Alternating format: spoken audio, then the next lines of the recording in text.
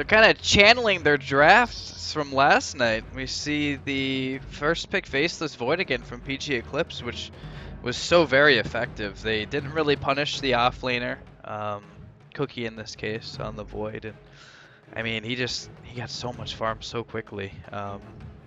Itemized very well. Night Stalker first banned here from Moribund, so they want no more of the crazy ganks that happened before, all the aggression, and actually Death Prophet makes through the first set of bans and actually is picked. How about that? Oh, hello. Yeah, they did this yesterday too. It was a support Phoenix and absolutely ran it fantastically, so expect to see more of the same. Yeah, they had so many ultimates that synergized so well, and I think this might be the kind of same case and scenario. So Moribund take the Zeus for themselves this time, so possibly safe lane Death Prophet, which Radiance ban. it's a little different. It's harder to gain the momentum, but I mean we've seen offlane Zeus. I mean there's a lot of combinations here, but two heroes that are primarily played mid, both selected right in the first phase here. So how do you feel about that, like in itself? I would lean towards Zeus support and DP mid, but we could also see a Zeus mid DP offlane. She has really good wave clear. She can wave clear from a good distance, but I would expect to see the Zeus support because he gets so much out of just having an Aether Lens, and he gives you a lot of dewarding utility just with his kit. So, would not be surprised to see him in like the 4 spot. I would be surprised if he's the 5 spot though. Yeah, that just seems too much. Yeah. Very key silencer ban, as that could completely throw a monkey wrench in their plans here, PG Eclipse. So make sure to ban that out right away. The silence on the Death Prophet still could be obnoxious, but I think the Phoenix and the Void will definitely be able to get the jump either way. So not too big of a deal.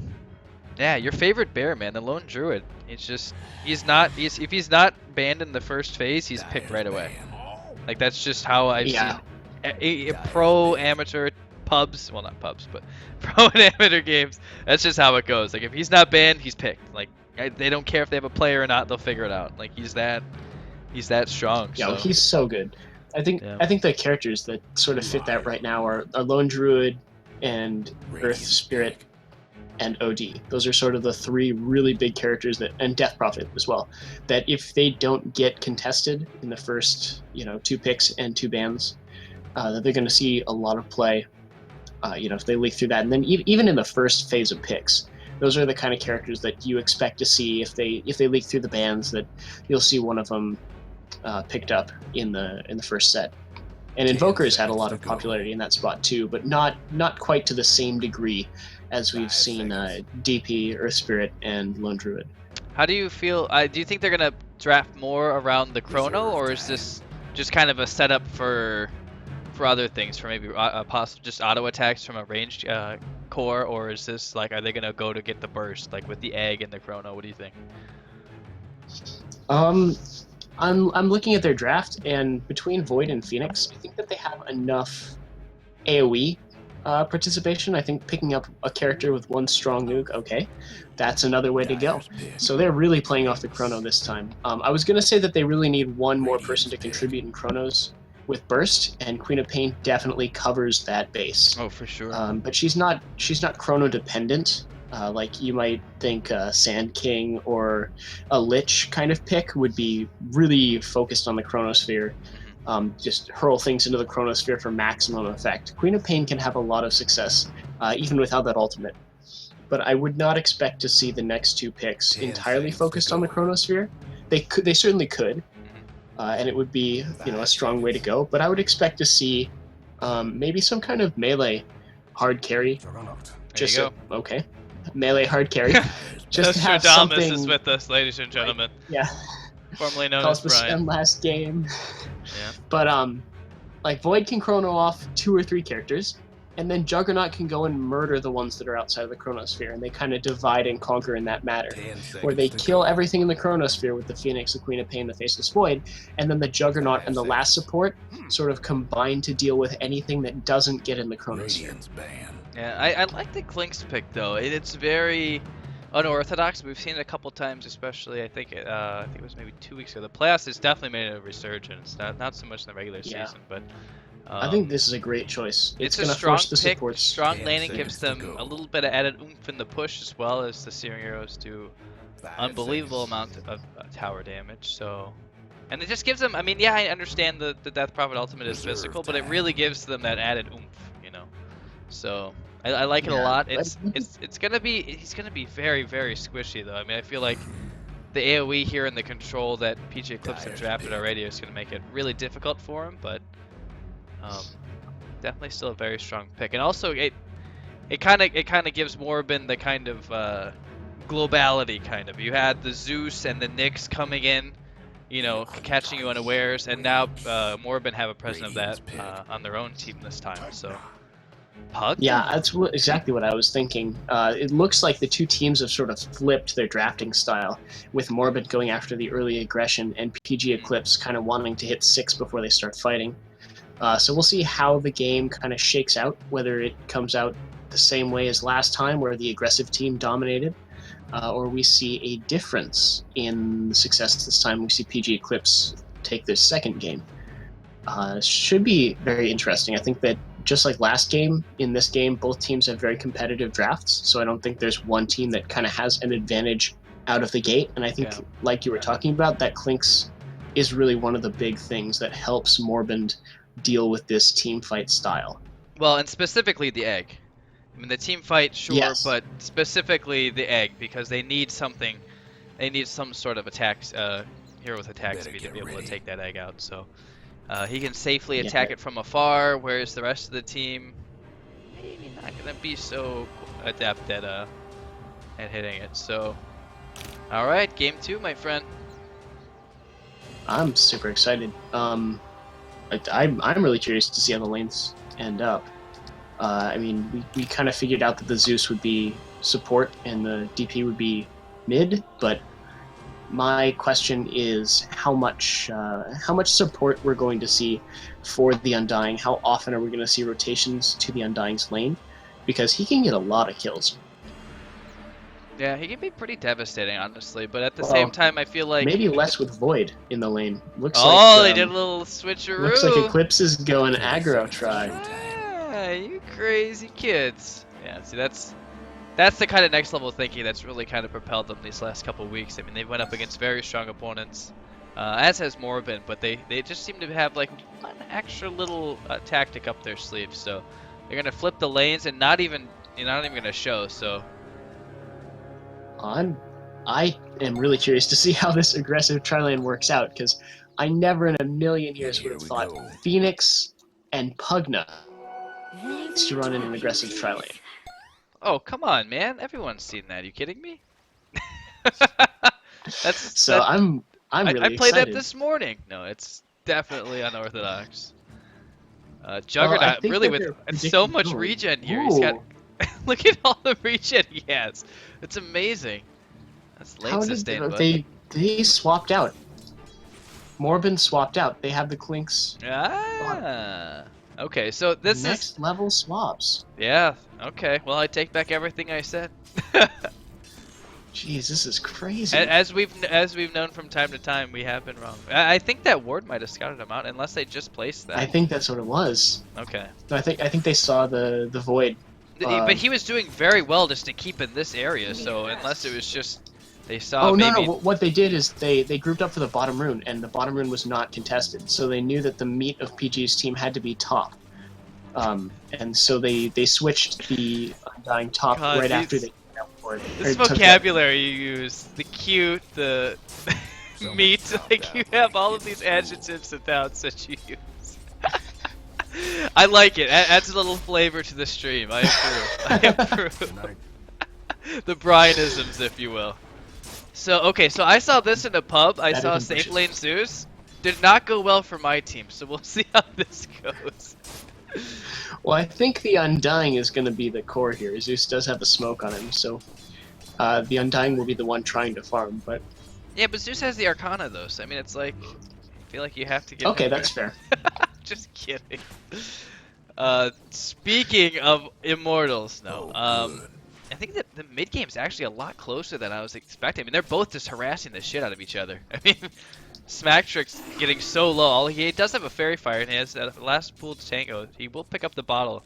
Queen has hers is coming as well, so they're going to pretty much match the timings here. So CS is fairly comparable. TP coming out slightly ahead.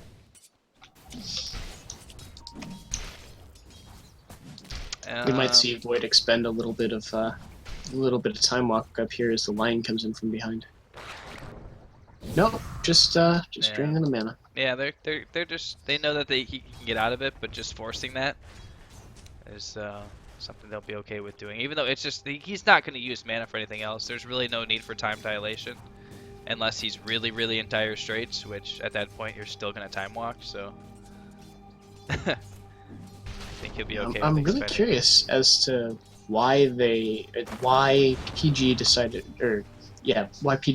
to lane swap, because looking at the way the lanes are playing out with the lanes that Moribund wanted, PG is having their way with these lanes. The Void's getting plenty of levels. Doesn't have a ton of farm, but he's not being completely zoned out.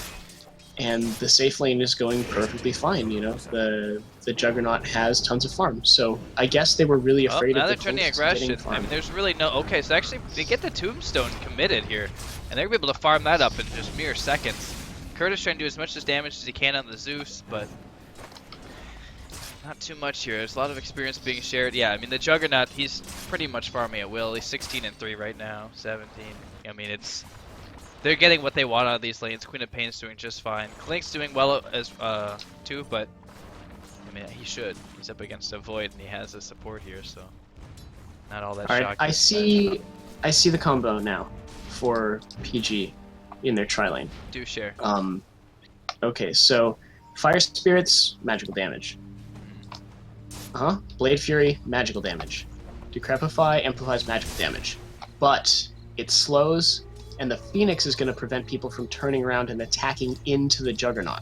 Right, so they have no way of turning around to fight the Juggernaut. They can't cast spells on him. Like this, right now? Yeah, like this, right now. Wow, that is just evil! They pop the Fairy Fire, but First Blood will still go the way of Shade Slayer, the stand-in. They will lose a Jug, but yeah, a little bit aggressive there. A little bit. You can sort of see it now.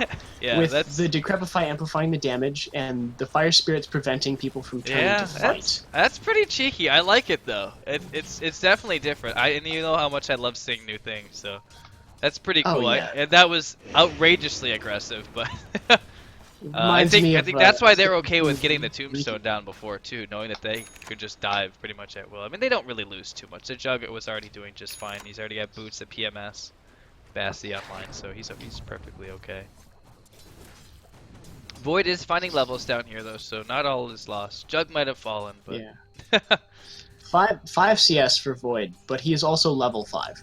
So he's not going to have a Blink Dagger or a Vlad's very fast, but he will have Chronosphere very fast, which is going to be enough to accelerate his money just from getting those kills, working with his team. They have plenty of damage to throw into it. Smacktrix on the DP actually leveling the ultimate at level 6, which I've seen it done, but it's very situational. I think here it doesn't have a lot of value. I think you might want another level in the Soul Siphon, but since he's not really looking to get a kill, and he's not ganking either, so a really awkward tombstone placement here, and they're able to take it down. Slending getting incredibly low. Healing Ward will keep him up, and the Pug actually taking just so much damage, but the Phoenix will do a nice little Icarus dive and just free up his teammates here. That's interesting. With it. The discrepancy between the win rate in AD2L and in professional play. I think I can summarize it with every pub. Oh, lagging a little bit here. Could use a hand. In our Discord channel, it goes, hit the egg, hit the egg. Why is nobody hitting the egg? God damn it, we didn't hit the egg. I think that's how Phoenix is in Amateur Dota. Curtis trying to TP out. They will have support turning in here, but it's too late. They already lose the Zeus. He thought he was cheeky. And there's the ultimate. Smacktrix pockets it right away, but it's taking so much early damage. Queen of Pain with the ultimate here, though. Blowing up the Jug. Smacktrix trying to stay alive. Queen of Pain actually on the back end. No blink again, so she'll go down to the ultimate. So there you go. That's why you level it. Yeah, Line trying to make space to make sure his teammates can get out safe, and will be able to do so. And that's one of the weaknesses of this support duo, actually, is because they're relying so much on the Pugna and the Phoenix to be physical damage mitigation by blocking auto attacks, they don't really have an answer for physical damage spells. So this DP is going to be a huge issue for PG going forward. Yeah, and they're not going to have an answer for a while either, which I think is an issue that we're going to... yeah. It's definitely going to be something that they're not going to be able to really deal with. Actually, they flipped the Void up here again, so they flipped their lanes one more time, realizing, you know what, levels are great, you got your Chrono, but grab some CS here, brother.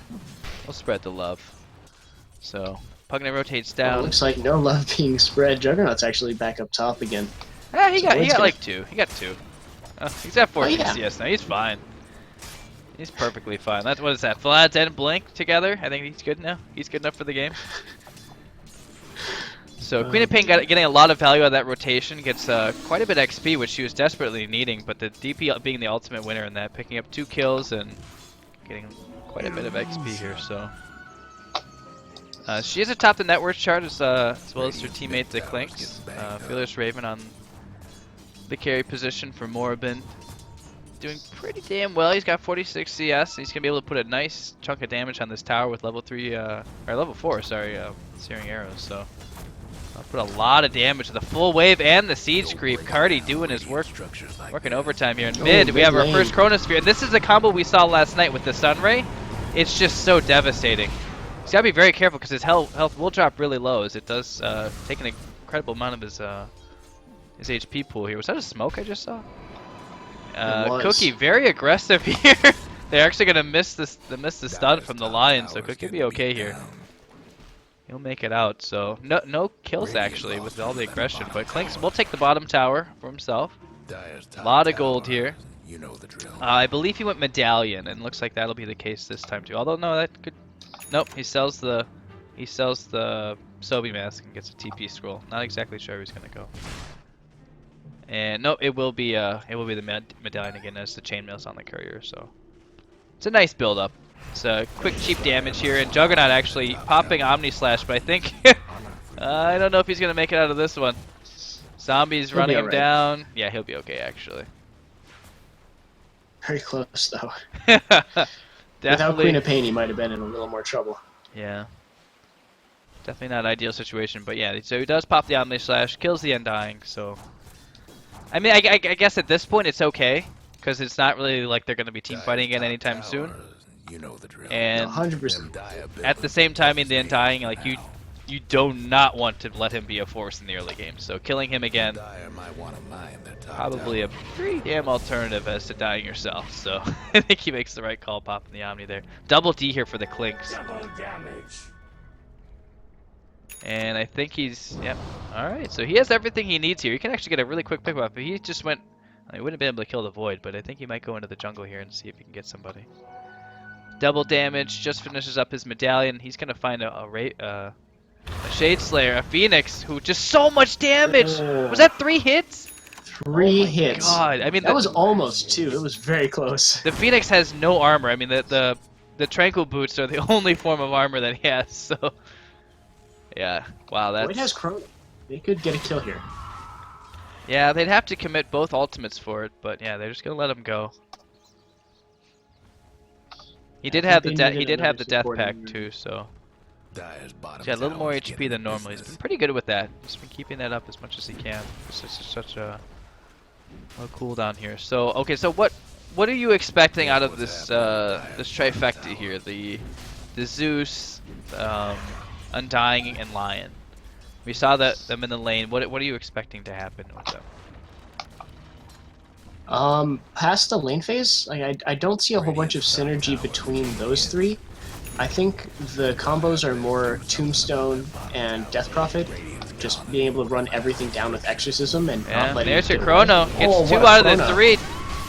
Zeus not even level 6, so no ultimate online here, and the Sunray just doing so much damage. They're going to be able to run him down. Actually, they still have Dust, so they can still get him, and the Icarus dive, slow him down a little bit more, and Void getting the last hit there, so Yeah, it's just with that trialing, they have no experience. I mean, Zeus still not level 6.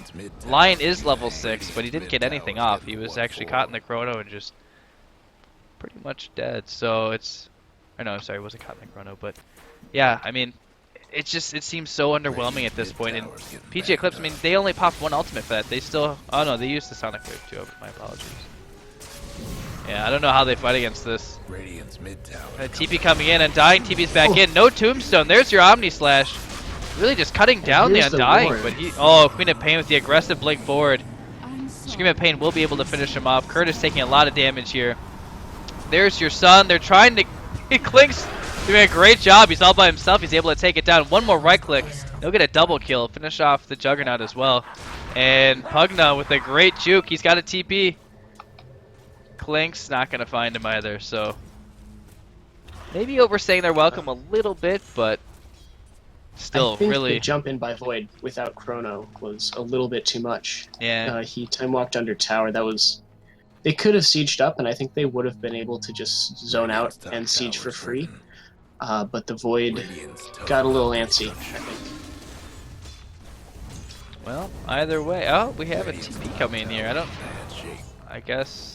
I mean, Chrono's still not up, so I don't. And they had 4 committed. I'm not sure why they didn't just finish it. Now they've kind of given PG Eclipse a time to respond. No egg available, but the Phoenix is here. Thanks. No, just gonna click it down. This is one of my favorite things about watching Dota, more so than any other MOBA, is watching teams with very different ultimate styles play against each other. Now, I know that Moribund is playing off of Death Prophet ultimate, which is a really big deal, but they can get a lot more done without any ultimates than PG can without any ultimates. For sure. And PG is focused around some kind of long cooldown ultimates, especially in the early game. Chrono and Sonic Wave, they're going to get shorter once those odds are picked up, but until then, those are pretty hefty cooldowns. And I love watching how Moribund find space in between these ultimates to get things done, to find kills, to push towers. Even without Exorcism up, they feel very safe fighting into these characters, so long as they know that the ultimates are on cooldown. There's no doubt about that. I mean, it's a temporary thing, but that's why the Juggernaut was picked. And actually, he has Omni. Oh, he does not have Omni Slash up, so Clinks can just get right out of there. Whoa, Pugna! Wow. It's a poor Lionel by himself. So I was. They committed Sonic Wave for that? Oh wow. Yeah, I was watching the Pugna gain farm gain levels in the bottom lane for a while the Void was rotating around almost like a support, and I was wondering why they were doing that. And it's clearly because they have a lot of emphasis placed on life drain, and we can see why that is now. It's doing a lot of damage through that Decrepify. Oh yeah, no kidding. I mean, it's going to be something really terrifying. Hopefully it's going to be able to kind of keep them afloat until the Juggernaut really comes online. So he had such a fantastic start. They were pretty aggressive in the top lane a couple times. He's 2, 3, and 4 now. We'll be going for that battle for. His really fallen off. Yeah, he was doing so well fast, but he hasn't kept it up. Yeah, and the DP and the Quap I think traded fairly evenly mid. They both made rotations that were pretty beneficial to their progression, but one died, one didn't. I think that's what it comes down to. So yeah. And this could be the easiest Roche. They commit their Exorcism for it. Completely worth it though. Huh. Ooh, that is a stat. That's interesting. First Roshan, 74%. So that means Radiant teams have, nearly an 80% win rate taking the first Roche. And okay, so this is what I was really hoping to see out of Fearless Raven on the Clinks. He picks up the the Medallion of Courage right away, which we saw very, very effective, especially against the low armor heroes. And now he's going right for the Desolator, so getting that quick burst, cheap damage, it's just so damn good, especially with Searing Arrows. It just says he can literally blow up somebody so effectively. They just need a little bit of lockdown, so that's where the Lion's going to come in. He's about 200 away from Blink Dagger, so that's going to be huge. Pick up potential with those two alone is going to be absolutely immense, but they see that PG Eclipse is spread out throughout the map. They're showing in every other lane other than this one, so they know they can take the tower, but at the same time, they're going to need to defend here. Oh my gosh, that combo, Soul Rip, Zeus ultimate, absolutely just destroying the Pugna, and Clinks will take that bottom tower too, so They have Chrono and Egg online, but you're just kind of hesitating here. And the Clinks is rotating in now. He got a lot of gold. He's going to be really, really close to that Desolator here. About 200 gold away. Speaking of farm progression, the Queen of Pain actually over halfway to her Scepter, so the second set of items are going to be online very quickly for both teams here. Yeah, that'll be a big deal. Yeah. Just when the Augs all start coming online for PG, having those shorter cooldowns will sort of decrease the window Moribund has to punish after a team fight. Yeah. And as death timers get longer, it might go to 0. I know I was questioning the support Zeus, but now I'm seeing the value that it has. He had to pick up the levels. He wasn't level 6 for what seemed like so long, but now he's got the Aether Lens picked up here. He's level 8, and it's just that cheap burst damage, you know.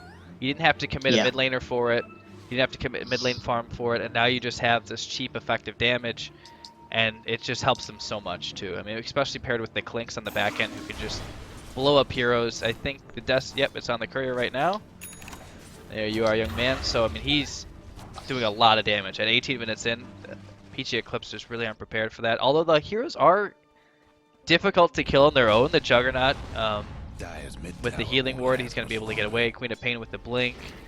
Phoenix with more evasive tactics. And obviously the Crepify for Pugna. So, not going to be the easiest kills, but the damage is there.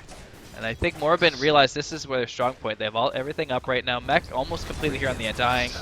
They use the Tombstone, and they're just going to town on this T2 top. Eclipse really not in a place. They're not going to commit the... they're just going to go with the trade. They're not going to commit the Glyph. And no... Oh, there's the Yules. Able to find the Juggernaut. He has everything that he wants, so he can pop the ultimate here. Oh, and using... Ooh, using the Yules aggressively. That is one downside. You are susceptible to Omni Slash, so that is actually completes the Battle Fury for him. So Juggernaut, going with a couple intermediate items first, still gonna have a good timing on it. And now Fearless Raven in a really tough spot here. Zeus trying to help him as much as he can with the damage. Oh, the time walk though pops the Chrono, but I guess that's just for Aegis. I don't know if they forgot or they're just content with that. So. And that sounds like a Lion Finger. They find the Void on the back, and they're Lion very happy to take his gold, showing off his new shiny Blink Dagger. He's going to need some backup, and his teammate is here. The Clinks is here as well. I think they're ready to turn up the aggression here. No, but they committed the Egg and Chrono, and Omni Slash obviously still down from using on the Death Prophet. So, I mean, you mentioned it before. They're fighting with these cooldowns, so they're not ready. Yeah, and that almost went really south for PG. They did not get out of that situation any too early. With Clinks coming back around and Zeus coming in with additional damage, they barely skirted out of there with only one death. That could have gone very far south. I think now is the time. The mech is finished on the Undying. It's on the courier. It'll be on him momentarily. You think now's the time. Yeah, you don't have the Aegis, but, you know, PG Eclipse is fighting without their ultimates, I think. Although they are starting to come online now, so... And Queen of Pain, one of those ultimates still online here. And Curtis, oh my gosh, that synergy there. Here's the combo. That is evil. Yeah, there's nothing you can do. But again, in the end, it's just a support, so not terrible. And the supports are, I mean, look at the farm distribution. I mean, yeah, they're at the bottom, but like the effective farm that they have is just very useful. You know, and actually in comparison, I mean, the Zeus almost has twice as much as the Phoenix on the other side, so not too terrible here. The Phoenix throwing out all the Fire Spirits. Egg is now up, so if they want to look to do this, the Chrono's still down, but the Egg is up. Queen of Pain still has her ultimate too, so they can turn this if they want to. Tower goes down, Clinks again with another kill. Oh, he's got so much gold. He almost has 2k again. PG Eclipse, I guess they're just gonna wait for the Chronosphere, which will be up in about 8. So. Yeah, fighting around these ultimate timers, man. Hey, like you talked about earlier, Moribund just making... And they're not committing Exorcism, they're finding so much room here, fighting between these cooldowns. Yeah, this is a really interesting game, because I've been trying to figure out, ever since they finished the draft, which team actually has the late game advantage. Because the team strengths kind of go in waves. You see Moribund with stronger early game, like pre-6 early game. And then when Eclipse finds their level 6s, they have a huge power spike for a while until Moribund starts getting items online. Well, Moribund found items pretty quickly, so now PG is behind because they have these long inhibitive cooldowns. But once they start getting level 16 or so, I think PG Eclipse starts coming back to the forefront. But when BKBs start coming up, when like late game items start coming online, which team really has the edge in like a hypothetical 60-minute game? And I don't think I have a good answer to that question, because normally you'd say, oh, it's the team smoke with is the good dispelled, AoE. and they find themselves a wild Phoenix who pops Secret's time already. So be able to make it out. If I want to answer your question for myself, I'm going to say PG Eclipse, because if you look at the graphs, honestly, it's just because of the heroes that they pick. But those long extended games, what do those involve most? I mean, it's a lot of downtime in between the team fights, and it's farming, right? It's taking control of the map, pushing out lanes, and farming. PG Eclipse farm a lot more effectively and efficiently than Moribund does. I mean, if you want to watch an undying jungle, I mean, feel free, but I'd rather watch paint dry and grass grow, bro. It's just, it's not pretty. I mean, don't get me wrong, the Clinks and the Death Prophet, fantastic at farming. But, I mean, the other three heroes are just, they're not going to be able to farm it the same way. And having the Juggernaut with already the Battle Fury completed, and the Queen of Pain already having Aghanim Scepter and level 4 Scream, I mean, she's going to be able to push out waves and farm exponentially quicker than any of her counterparts. But here we go. Clinks just kind of flexing there. Actually, he was so close to just 3-shotting the Quap there, but no Orchid, so the Blink out and TP is still available. Smoke here from PG. They have everything up right now, and Smacktrix is all by his lonesome. They're going to surround him and get the Chrono in there. Sunray, Fire Spirits. There's a life drain. And that is purely defensive, as you are still going to go down. Smacktrix, Soul Siphon, prolonging his life just slightly longer here. And now, Van Gogh in a really awful spot here. Oh, unlucky here. Goes on to the... He's still going to get a kill, though. So DP and the line and the Tombstone all down already. And it looks like PG Eclipse has found some items too there, brother. Yeah, they're starting to get to the point where they have the level 2 ults. We have Void at 11 now, we have Queen of Pain at 12, and Juggernaut at 14. So as they get the levels, the cooldowns go down a little bit, and they start to cut down the time Moribund really has to move around the map. But Moribund has done a lot of damage already. They're down to just the barracks towers, so we'll see. This game could tip either way, just one team fight for one team. And again, like we said earlier, there's still no answer for Exorcism. Yeah, and that's the thing. That's the weird thing too. Is like for a lineup that seems very centered around the progression of the Death Prophet, I've only seen 2 Exorcisms, and one was for Roche. It's just it's the second time in a row that she's gotten picked off initially, and they're just unable to really use it. And as you can see, their team just kind of crumbles without it. Having her there for the burst damage, I mean, not even with the ultimate, just the silence and the burst damage is just so valuable. But unfortunately, it hasn't been a part of the lineup. Full S and Y now coming out of the courier for the Juggernaut. So he's definitely statted up now. He's gonna have some cheap damage too. So I think PG Eclipse are ready to go. I mean, yeah, like you said, the level 2 ultimates, the cooldowns go down a little bit. Queen of Pain is pretty much always gonna have hers at the ready. Chrono, actually, okay, so we saw this from Cookie before. He skipped the Blink Dagger before, and it looks like he'll be doing the same thing here. He's gonna go right for the Scepter just because the cooldown's just so, what is it, a minute, right? For the Chronosphere at Scepter cooldown 60 seconds. For every level. And he's almost got it. He's 1,000 away. Yep. Yeah, it's just all about itemization. He realized that the Blink Dagger not really all that pertinent for positioning. The time walk is he's getting the Chronos. He's getting the Chronos. Well, I mean, with all the slows that we're seeing out of PG Eclipse, he should be getting the Chronos. But also, they've been able to. That was a very favorable initiation they had last time with the smoke onto the Death Prophet. So. Yeah, I really like that smoke. Yeah, that was. I mean, just rarely do we see it work out that picture perfect, right? Not only do you get the... a lot of times players like smoke in one half of the map and then run all the way around here and try to find someone, but they already knew where they were going. They saw the character and they're like, all right, we're right next to you. We have a smoke that we're going to use just to get around you, block any maybe wards, and it worked out really, really effectively. So a smoke like this?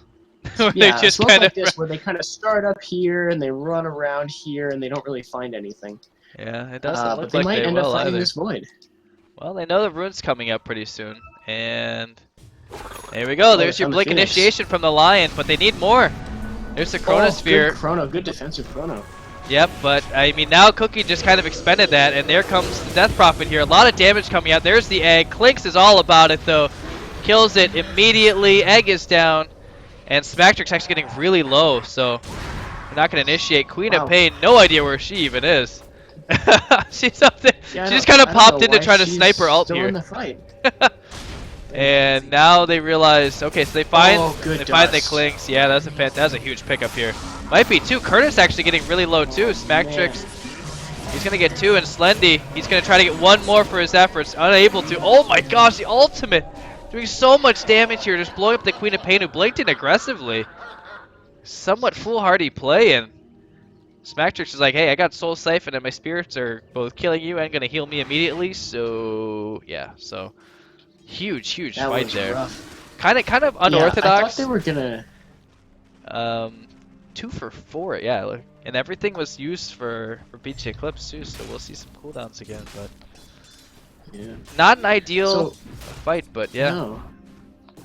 I saw it start, and I was like, all right, they're gonna chrono and disengage. And then they tried to get out, and the Phoenix got caught, and I went, all right, they're gonna egg and they're gonna disengage. But then they went back in. And then for a little while, it looked really good. The Queen of Pain split off 2 characters on the top, and we saw that combo of sort of 3 characters take away most of the team, and then Juggernaut and Pugna, which seems to be the out of Chrono combo, if you will, combined to take out 1 character, and they got the Clinks kill really effectively, and then they went back in with Blade Fury, and it looked like all of Moribund was really low, but that Exorcism. They just fought in the Exorcism, and the Soul Siphon did so much. Yeah, it always does. It always does. So much damage. I've never heard people rage more in a pub than when Soul Siphon came about. Juggernaut finds a DD, which essentially just means please take the Aegis. But Moribund definitely know what's going on. They have it warded, so they saw him walk right in there. Well, most ults are up. Yeah, well, I mean, Omni's Exorcism still has 10 seconds, so... got time dilation. There's the BKB pop by the Clinks. Chrono is up. And they're going to try to nuke him down. The egg in the Sonic Wave, trying to do as much as they can, but it's just not enough. Omni Slash also committed every ultimate used here on Moribund, and no one is dead. This is not good. An Exorcism, guess what, Brian? It's time. 1 second, he can pop it. Now they can just go. I think they're going to save it. Yeah, they don't even need it. They have 3 down. Every ult is expended. I don't think they need it for Roche. Clinks can do it handedly here. Wow, that is picture. I don't think you could have drawn it up better for Moribund. That is exactly how they wanted to go down. They got so mugot value out of that. And I don't know. I mean, the Chrono wasn't terrible. I mean, I know his team wasn't quite ready for it. I mean, he got 2 in it, I believe. The egg was off to the side. And the Undying. Yeah, it's I don't know. Just watching all of those big time ultimates be used to no avail is just, that's got to be disheartening for BG Eclipse right now. Yeah, and that's part of what I was wondering about the theoretical hyper late game when all the characters have a bunch of items is, do they have enough? Well, because the Death Prophet can be very difficult to kill. Yeah, the Clinks, we've seen Core's finished, just the BKB. And she's level 16 now, so we're gonna have a low cooldown Exorcism coming in. There's still, like we talked about, there's no answer for it. There's nothing.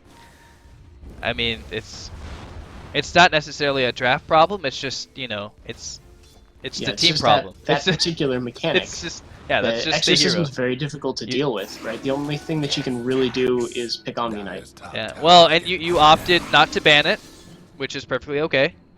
But now you have to be prepared to deal with it. So, and there's a reason why she's been banned so much in so many levels of play. She's just so damn annoying. For so many years. Yeah. Oh yeah. She's not just annoying now. She's always been annoying. This is not a new. It's not a new hero. And they're gonna pop it. They're ready just to siege this tower. Just melting right now. Glyph is available, but they'll likely save it for the racks. They'll heal up the Tombstone, which is put on the high ground here. Here comes the Chrono, but you don't want to fight into that. Go ahead, Cookie. I dare you. You have to. And okay, so there we go. We got the Chrono down, and Clinks just blows up the Juggernaut. He's unable to do anything, and they kill the egg. The Undying just Buyback face here. tanking it. He doesn't even care. Cookie's dead as well. And there's Juggernaut. He actually gets 2 kills here. The DP goes down and the Lion. And now that the Juggernaut buyback actually proven to be very, very worthwhile. He might get a triple kill here as well. The Clinks, BKB, but that's just Aegis. And, okay, Queen of Pain will mop up the Undying, but Clinks will make it out as his team is completely dead. So, buyback on the... dieback for the Jug. I didn't realize he fell at the end of that. Yikes. Well, Oh, here we go. That in the definitely worth it category. This is, yeah, they had to. That or Elena Rax goes down. And he didn't get Omni Slash off, so obviously it was very imperative. So, okay, so we were talking about the life drain and how much they prioritize it. Aghanim Scepter picked up on Pugna just now, so able to keep a core alive, able to take down a Moribund hero. Either way, it's going to be very valuable. That 0 cooldown is definitely going to be used. And this is a little bit of the weak spot too for Moribund's lineup, because now the supports that we had so much value out of, like the Zeus, now I mean it's taken him about 16 minutes, almost half the game from when they were really spiking in strength. He's still slowly working on a Veil, and it's not coming anytime soon. He's not able to secure the kills, so he's really just getting assist gold, but he's already dying, so it's kind of mitigated. So, item progression really just slows down. Basically walking items. Yeah, oh my god. He hasn't gone for the Augs. He hasn't gone for the Augs, so he's just a walking set of items. Tombstone is not very impactful at this point in the game. Soul Rip is decent, and Decay is okay, but it becomes amazing if you find an Augs. 10 strength is a lot of strength. Yeah, it's... And his ultimate's not really that great, so... Yeah, I don't think the Scepter would be good for scaling, but at the same time, I feel... The positioning for PG, like, there's only 2 heroes on the front lines. Like, the Jug, regrettably, is in the front lines for a lot of this. And the Void. Other than that, everyone else, and obviously being arranged. Yeah, but after the egg, he's going to Icarus dive out and throw Fire Spirit. Yeah. So it's not... It's If you kill him in the egg, sure, great. But that doesn't... I mean, that doesn't really make a difference. You're not going to decay an egg anyway. So it's kind of a moot point. But I kind of like... Even he put the Tombstone up on the high ground very aggressively, and that's what drew the Juggernaut out. He saw it and he wanted to take it down, so he went up. Dirge did the Soul Rip, healed it up to full health, and he kept going at the Tombstone, and they were able just to burst him down. So, you can argue Tombstone not that effective, but it forced a dieback for the Jug. Mind games, man. Mind games. Right? Tonight's theme. Must kill Tombstone. Well, do so at your own risk. What is this next for the Clinks? I'm gonna go with Hex just because it's about that time. Definitely could be a Hex. Yes, it is. Yep, it will be a Hex. There's the Void Stone there. So does he have it finished actually? Yes, he does. Oh my gosh, Mystic Steps already on the courier. So SCD I guess that's a giveaway. I didn't even see that. I just saw the ultimate orb, so I'm like, it's not a Manta. Lincoln's not great at all this game.